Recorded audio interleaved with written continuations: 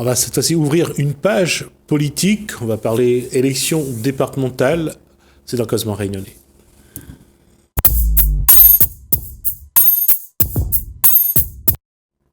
Et ce soir, nous recevons Vanessa Payette-Pignolet. Bonsoir Vanessa Payette-Pignolet. Bonsoir. Qui est devenue comme une grande sans son binôme. Effectivement. Sans Laurent Grossette. Oui, il n'a pas pu effectivement se libérer, mais comme on forme une équipe, je parlerai, je crois, en son nom également ce soir. D'accord. On va juste rappeler sur quel canton vous êtes. Alors, on est sur le canton Saint-Denis 4. C'est le canton qui regroupe les quartiers de la Bretagne, Moufia, Boisnef et Domingeau. D'accord. Et c'est pas la première de Vanessa Payette-Pignolet. Effectivement. On va rappeler, vous êtes bien renseigné. On va... faut éviter de flatter un journaliste en pleine interview, c'est pas une bonne chose. On va rappeler son fait d'armes, c'est sa belle performance au municipal de 2020. C'est ça, on a eu la chance de conduire une belle liste, parce que composée de 55 personnes qui finalement ne cherchaient pas plus que de vouloir construire un beau projet pour Saint-Denis. Donc on a eu la chance de réaliser une belle campagne, de terminer 4e. On a fait un peu moins de 7,5%. Et au second tour, et j'aime le préciser parce que ça caractérise beaucoup ce qu'on fait nous en politique, c'est quand on nous a proposé des alliances au second tour, en nous laissant la tête de liste, on a fait ce choix de ne pas faire d'alliance parce qu'on ne croyait pas en l'opportunité pour la population de travailler avec ces possibles fusions. Et c'est ça le paradoxe en politique, c'est que lorsqu'on fait un résultat, c'est pas forcément une bonne chose, parce qu'après on ne sait plus sur le second tour quelle posture prendre. Nous, la posture, elle a toujours été la même, donc c'est vrai qu'on a été très à l'aise avec ça. C'est-à-dire que quand on s'est présenté au premier tour, on voulait faire le meilleur des scores possibles, tout en sachant qu'au second tour, s'il n'y avait pas de projet commun possible avec une vraie intention pour la population, il n'y avait pas du tout d'ambiguïté, c'est-à-dire qu'on n'a même pas hésité.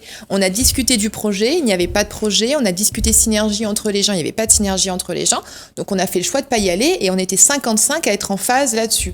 C'est facile de dire qu'on résiste au chant des sirènes tant qu'on ne nous chante pas de belles louanges. Nous, on nous a chanté, on nous a proposé de belles choses, et on est resté bien droit dans ce qu'on avait dit qu'on ferait. Ça fait combien de temps que Vanessa Payette-Pignolet s'est engagée dans cette démarche politique ? Je crois que là, alors j'ai eu une expérience politique en 2014 où j'ai été colistière sur la liste de Michel Lagourgue, pour qui j'ai toujours beaucoup de considération et de respect. Mais quand il a fait ce choix de faire une union au second tour avec la liste conduite par Monsieur Victoria, pour moi, c'était pas du tout une union qui aurait servi à la population. C'était pour moi une union d'opportunité pour faire front contre la liste de Gilbert Annette, et moi je me reconnaissais absolument pas là-dedans. Donc j'ai fait le choix de me retirer. J'ai rencontré Frédéric Maillot et Alexandre Naïkanchon, et on a commencé à travailler sur un projet pour la Réunion, Sainte-Croix-Riosée. Donc ça faisait 6 ans, et l'année dernière, en 2020, j'ai conduit la liste à Saint-Denis. Justement, en 6 ans, comment sa vision de la politique a évolué ? Aujourd'hui, est-ce qu'elle est vraiment une personnalité politique, ou c'est encore une jeune en quête d'une posture politique ? Encore une fois, je crois que la posture, elle est vraiment ancrée en nous. Je dis en nous parce qu'on est une équipe. Moi, j'ai toujours dit, et encore une fois, je pense que je l'ai prouvé à la suite des municipales, que je ne faisais pas de politique par opportunisme, parce que j'ai une vie professionnelle, j'ai une vie familiale, j'ai des loisirs, j'ai des passions, enfin j'ai une vie remplie. Je fais de la politique parce que je crois profondément en la nécessité aujourd'hui de construire mon pays. Avec des vrais projets, en optimisant les moyens financiers. Alors, je suis de formation financière, donc je pense que l'optimisation des finances, pour moi, est quelque chose d'important, mais surtout, enfin, de travailler pour les gens. Arrêter de travailler pour ses amis, pour soi-même, pour sa propre carrière. Pour moi, la politique ne doit pas être une carrière. Ça doit être quelque chose qu'on fait ponctuellement pour construire des projets avec la population. Donc, je crois que là-dessus, j'ai jamais dévié, et je l'ai prouvé. J'ai la chance de travailler avec des gens qui sont en phase avec ça. Aujourd'hui, mon binôme qui n'est pas là, Laurent Grossette, qui est un homme de terrain, qui connaît profondément son territoire, comme moi d'ailleurs. Moi, je suis originaire de la Bretagne, je suis née à Bellevue dans les Hauts-de-la-Bretagne, j'ai fait ma scolarité à Domingeau, au Moufia, et Laurent, c'est pareil. Je pense qu'on connaît notre territoire, on est ancré sur ce territoire-là, et dans la posture qu'on a et qu'on aura, on restera fidèle à tout ce qu'on a toujours dit. Voilà. Avec cette vision qui continue à évoluer, comment aborder ces élections départementales, et Qu'est-ce que une conseillère départementale peut apporter à la population aujourd'hui? Alors d'abord peut-être, encore une fois, pour montrer la cohérence dans ce qu'on essaye de proposer, au municipal, on a dit un élu, un mandat. Et on a dit aussi quasi judiciaire vierge. C'était la première des propositions qu'on faisait. Parce qu'encore une fois, je pense que si aujourd'hui les gens ne votent plus, c'est parce que l'homme et la femme politique, ceux qui ont été là, alors je ne vais pas généraliser, heureusement qu'il y a des exceptions, mais malheureusement, ils ont prouvé trop souvent qu'ils ne respectaient pas la parole qu'ils donnaient et que finalement, ils cherchaient davantage à accroître leur propre patrimoine que travailler pour la population. Donc je pense que ça, c'est important de le préciser. Et quand je dis un homme, un élu, un mandat, malheureusement, sur le canton sur lequel moi je me positionne aujourd'hui, donc le canton 12, Saint-Denis 4, il y a des candidats qui pour moi sont déjà des grands cumulards, malheureusement. Ils occupent des fonctions au sein de SPL, au sein de la CINOR, au sein de la mairie. Et moi je ne comprends pas aujourd'hui qu'on puisse décemment se présenter à une élection quand on cumule déjà autant de postes et de fonctions. Moi quand je travaillais en finance, quand j'étais en cabinet comptable à un poste de cadre financier, je pouvais pas à la fois être cadre financier, puis enseignante, puis autre chose. Je pense qu'à un moment donné, il faut respecter ce qu'on dit aux gens et bien faire le travail ce pourquoi on est payé avec de l'argent public en plus. Après, il y a aussi autre chose, quand vous parliez de jeunesse tout à l'heure, je pense que ce qu'on nous essaie d'incarner, bien sûr qu'on est jeune, enfin, je crois qu'on est encore jeune, mais il faut faire très attention à ça. Parce que pareil, sur mon canton, sous couvert d'être jeunes, des candidats se présentent, mais finalement, ils ne font que reproduire les méthodes des anciens. Et je pense qu'il faut s'émanciper. Moi, je mène un combat, un vrai combat contre ces élus qui, finalement, n'ont pas été responsables jusqu'à aujourd'hui parce qu'ils ont maintenu la population dans cet état de dépendance. C'est-à-dire, on fait en sorte que les gens soient dépendants d'un logement ou d'un travail. En période d'élection, on va les voir. On leur promet qu'on va leur donner un logement et un travail en échange d'une voix. Pour moi, ce n'est pas responsable. Et moi, je veux incarner avec mon binôme Laurent Grossette cette nouvelle génération qui va aider la population à s'émanciper, à se libérer. On va créer les conditions pour que les gens puissent être acteurs de leur propre réalité, construire. Et moi, je crois profondément à la force de mon pays, à la force vive des gens, de les Réunionnais. On a toujours su s'en sortir. On est sur une île, on est insulaire, on sait s'en sortir. On a juste besoin d'élus responsables et d'élus qui n'ont pas besoin de tenir les gens par le ventre. Des élus qui veulent casser cette politique de main tendue là et dire aux gens, tu as un projet, je vais t'accompagner, je vais t'aider. Je vais pas seulement être là pour te donner un travail et un logement, je vais t'aider à y arriver tout seul. Comment cette génération que vous représentez va casser cette infantilisation qui a été mise en place depuis les années, depuis l'après-guerre, hein. Oui. On a toujours fait en sorte d'infantiliser la population réunionnaise, le peuple réunionnais, pour pouvoir soumettre, hein, que ce soit des Réunionnais ou d'autres. Hein, je veux dire, on a toujours fait en sorte d'infantiliser ce peuple pour pouvoir mieux le manipuler. C'est ça. Ça arrive sur un terrain qui Alors, le constat, moi je suis parfaitement d'accord avec ce constat-là, mais je crois justement, et je sais que c'est compliqué, parce que, vous savez, maintenant que j'ai fait une élection, j'ai eu l'occasion de discuter avec des politiques installés, qui m'ont dit parfois, Vanessa, c'est bien gentil d'être candidate, mais pour gagner, il faudra bien passer de l'autre côté, il faudra bien accepter de jouer à ce jeu et de rentrer dans ce jeu-là. Et moi, ce que je leur dis, c'est que je n'ai aucun problème avec la perspective de ne pas être élu demain. Si pour être élu, il faut faire comme ça. Moi, je crois en la capacité des Réunionnais, et là pour le coup des Dionysiens, à réagir et à se rendre compte qu'on leur manque de respect depuis trop longtemps, que leur mentir systématiquement en période d'élection, je pense que les gens sont arrivés à un stade aujourd'hui où ils sont lassés de ce système-là. Les gens, et c'est pour ça qu'ils ne votent plus. Mais encore une fois, moi je profite de cette occasion qui m'est donnée pour dire aux gens, en ne votant pas, ils ne font que dérouler le tapis rouge à tous ceux qui sont en place, parce que ceux-là sauront activer leur électorat le jour de l'élection. Ceux-là sauront faire en sorte que ceux qui ont toujours voté pour eux continuent à le faire parce qu'ils ont des privilèges. Donc si vous voulez changer le système, c'est maintenant, c'est au premier tour qu'il faut aller voter, et aller voter pas seulement pour des gens qui se disent jeunes, mais voter pour des gens qui veulent faire les choses différemment. Et je crois que les Réunionnais sont capables d'entendre aujourd'hui que des fois c'est possible, des fois c'est pas possible. Il faut être sérieux, il faut mener les sujets de façon sérieuse. On est dans une collectivité et pour vous répondre, on va siéger avec 48 autres conseillers départementaux. Donc il faut pas arriver tel un catalogue La Redoute là, avec plein de belles mesures en disant aux gens on va faire ça. C'est pas vrai. La vérité, c'est qu'on pourra impulser une dynamique. La vérité, c'est qu'on pourra proposer une façon de faire avec des projets. Et nous, on a décliné les projets à travers des grands axes. On pourra peut-être en discuter après. Mais je pense que c'est ça. La première des choses, c'est de respecter les gens et de leur dire la vérité. Je vous accorde 10 minutes pour justement dévoiler ces projets. D'accord, très bien. Alors on va les survoler, et puis n'hésitez pas si vous avez des questions au fur et à mesure. La première des choses qu'on va défendre, nous, ce sont nos convictions, et c'est ce que je disais tout à l'heure, c'est un élu, un mandat, et pour moi c'est primordial, parce qu'il faut à un moment donné respecter la parole qu'on donne aux gens, et quand on nous fait confiance, il faut faire vraiment ce pourquoi on a été élu.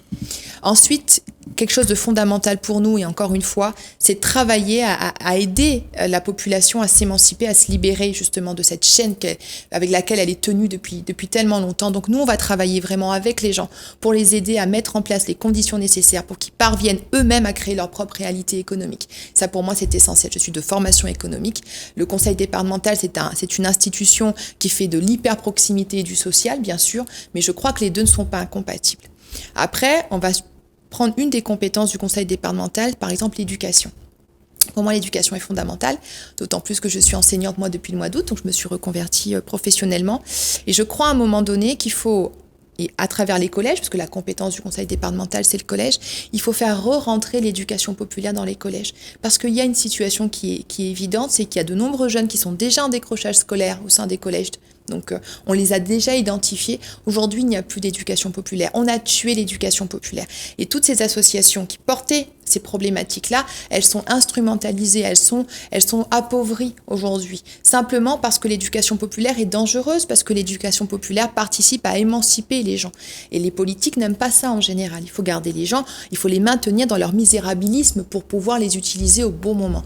Donc nous, l'idée, c'est de donner les moyens, de vrais moyens aux associations pour qu'elles puissent rentrer au sein des collèges, pour créer l'éducation populaire, pour identifier tous ces jeunes qui sont en décrochage, et tant qu'ils seront dans l'enceinte des collèges, dans les murs du collège, pour faire ce type de choses, ils ne seront pas dehors, il y aura moins de petites délinquances. Donc sur l'aspect éducation, c'est vrai que nous, on veut vraiment travailler avec l'éducation populaire, parce que moi, j'ai des amis, hein, vous le savez, qui sont le fruit de ça, et je crois qu'il n'y a pas que l'éducation avec l'éducation nationale. Il faut vraiment combiner les deux. Donc ça, c'est la partie éducation. Après, sur la partie qui porte sur une problématique très importante du conseil départemental, donc les personnes isolées, les personnes porteuses de handicap, en situation de handicap, et les personnes âgées, je crois qu'à un moment donné, le conseil départemental doit prendre ses responsabilités. Elle ne peut pas simplement donner des subventions à des associations pour faire le travail à sa place. Aujourd'hui, moi, les Gramoun, c'est une cause qui me touche personnellement et profondément. Et je crois qu'il y a toute une partie de la population, de la population des Gramoun, qui n'est pas vue, qui n'est pas entendue. Vous savez, c'est un peu comme la violence faite aux femmes. On sait que ça existe, mais on n'en parle pas, ou du moins, on ferme les yeux dessus. Et c'est un peu pareil pour la situation des Gramoun, c'est qu'il y en a beaucoup qui ne vivent pas aujourd'hui dans des conditions dignes. Elles n'ont pas une fin de vie qui soit digne. Et je pense qu'il faut vraiment travailler là-dessus. Et le conseil départemental doit se donner les moyens humains et financiers pour aller chercher ces Gramoun-là et pour les aider réellement. Pas seulement donner des subventions pour que des aides ménagères aillent faire le ménage ponctuellement. Parce que la vérité aujourd'hui, c'est que cette population-là a besoin d'être entendue, d'être accompagnée, elle a besoin de discussions, de chaleur humaine, et tout ça, aujourd'hui, c'est pas le cas. Après, il y a aussi la problématique des aidants familiaux. Ça, c'est une grande problématique. Il faut participer à augmenter leur pouvoir d'achat, parce que malheureusement, c'est un public qui vit dans des conditions financières qui sont quand même très réduites. Donc, il faut les aider, et puis aussi, il faut les soulager, pourquoi pas, avec des structures d'accueil de jour, pour prendre le relais, pour que ces individus-là, qui ont une dévotion incroyable pour ces Gramoun-là, puissent souffler aussi de temps en temps. Donc, et ensuite, c'est plus globalement, et ça, j'aurais dû le dire en chapeau, certainement, c'est qu'aujourd'hui, au conseil départemental et dans d'autres institutions, on gère les problématiques, on gère des dossiers.